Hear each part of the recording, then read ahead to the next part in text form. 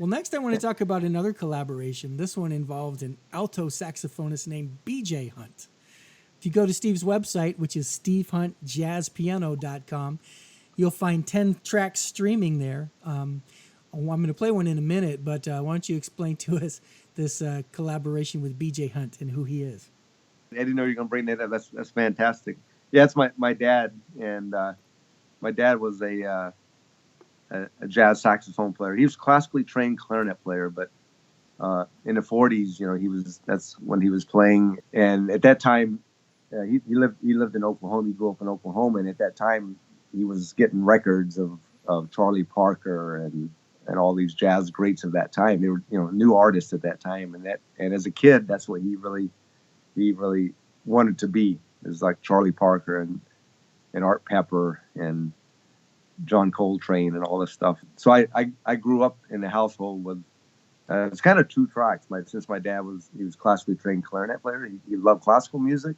Also, he was a great jazz lover, and so we had classical and jazz going on at the same time in our house. And I would go to Houston, and we'd see the Houston Symphony play one night, and then the next night we'd go to the jazz club and we'd see Woody Herman Big Band or Cannonball Adderley or whoever, Herbie Hancock. And so I was going down both tracks. So my dad was a huge influence on me, and he loved the fact that I chose music for a career.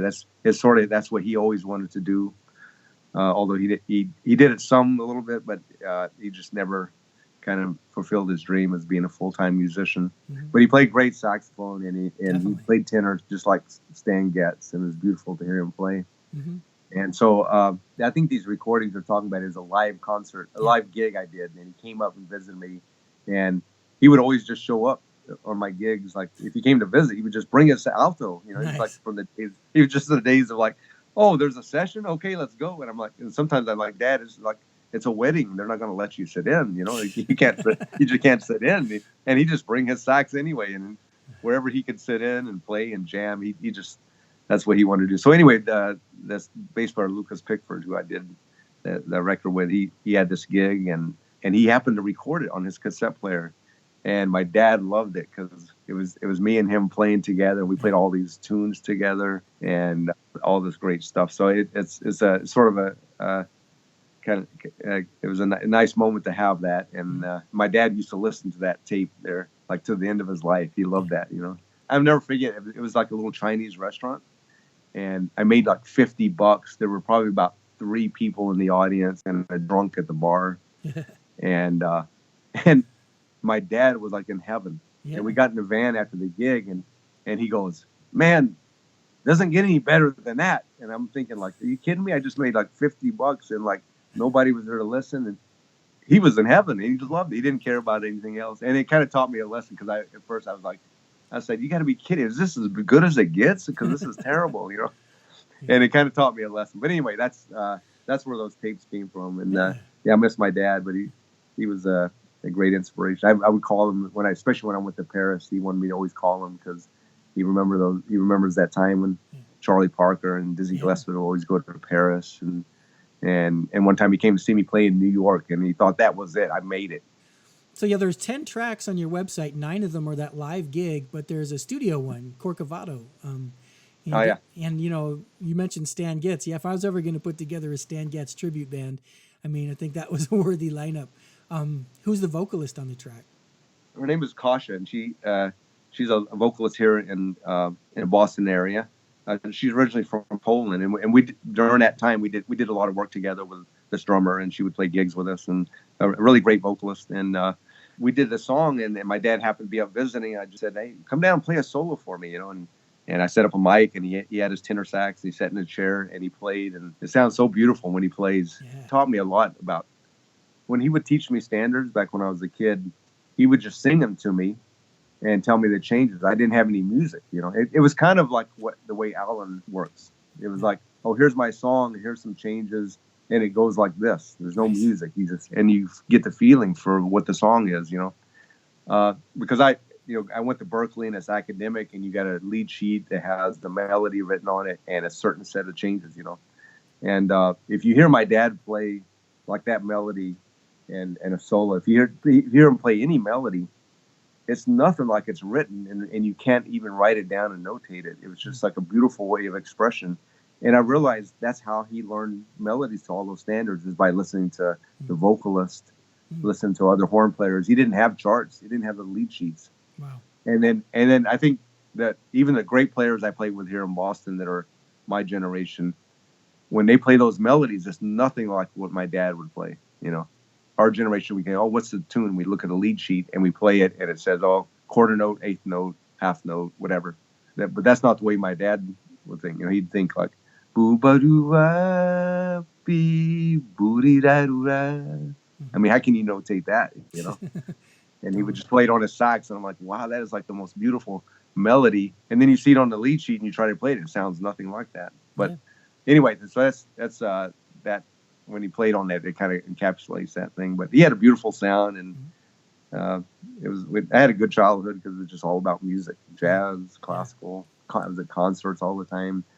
He used to wake me up playing Coltrane's Love Supreme.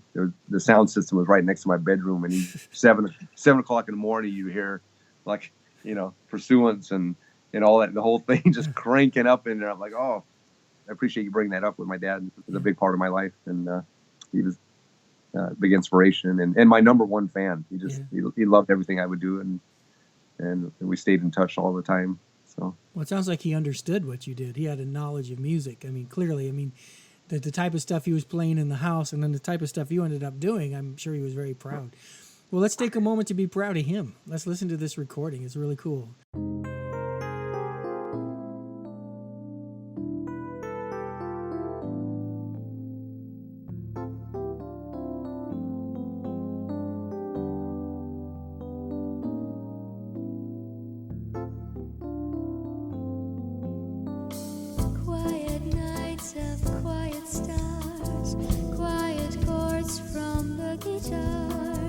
Surfing on the silence that surrounds us.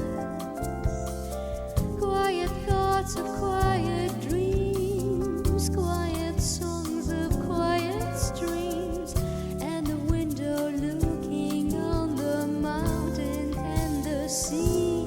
How lovely! This is where I want to be, here with you, so close to me.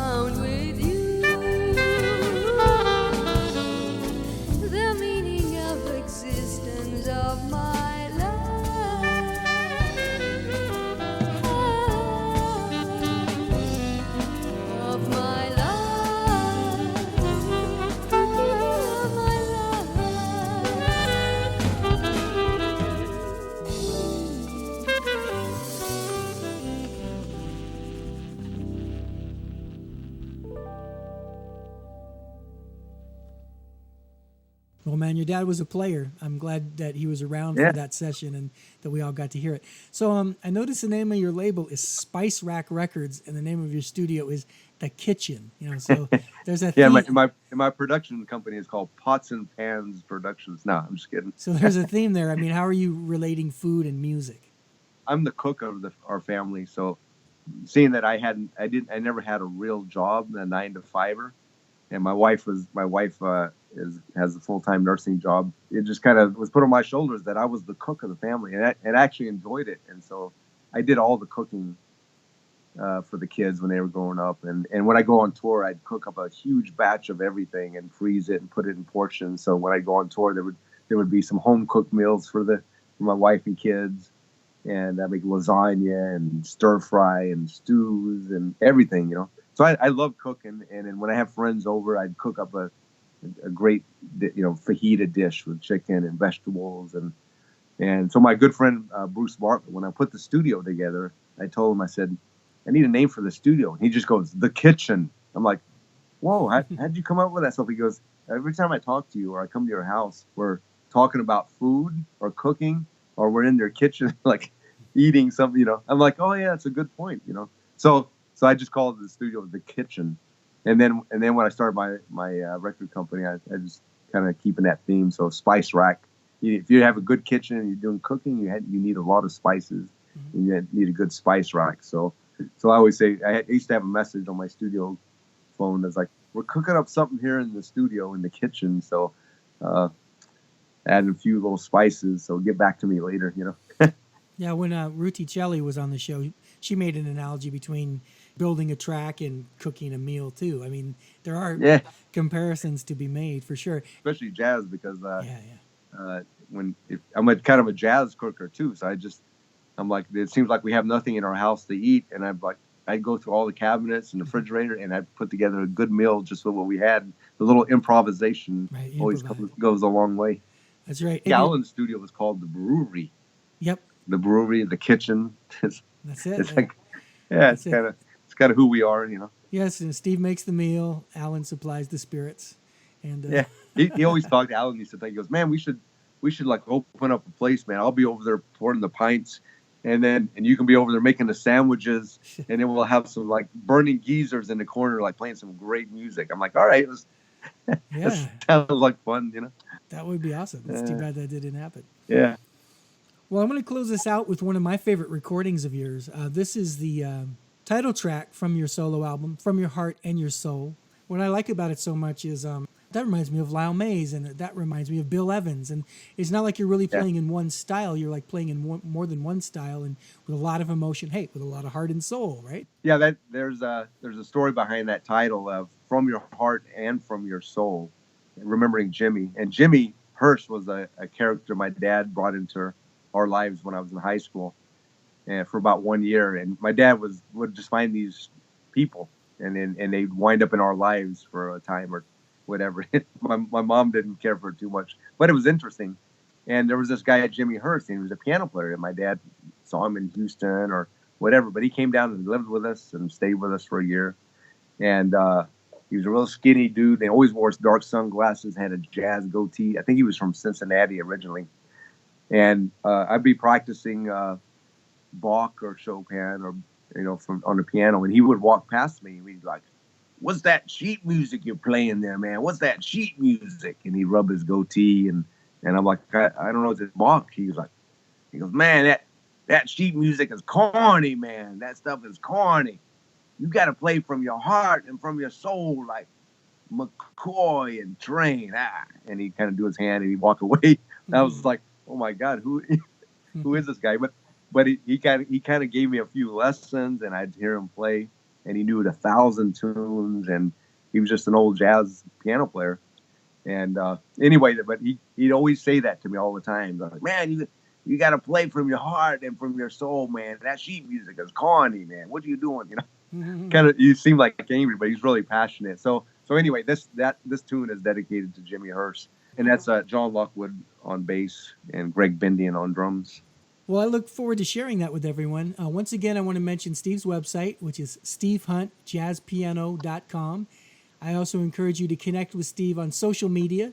And of course, I strongly encourage you to show your support by purchasing his excellent solo albums. I also recommend checking out some of the other Spice Rack releases, particularly the David Hines album Nebula, because it also features a guest appearance by Mr. Alan Holdsworth. You don't want to miss that. Well, Steve, on behalf of my listeners and myself, I want to thank you for taking the time to do this today, and you're welcome back anytime. Oh, it was my pleasure, and I appreciate the opportunity to talk with you.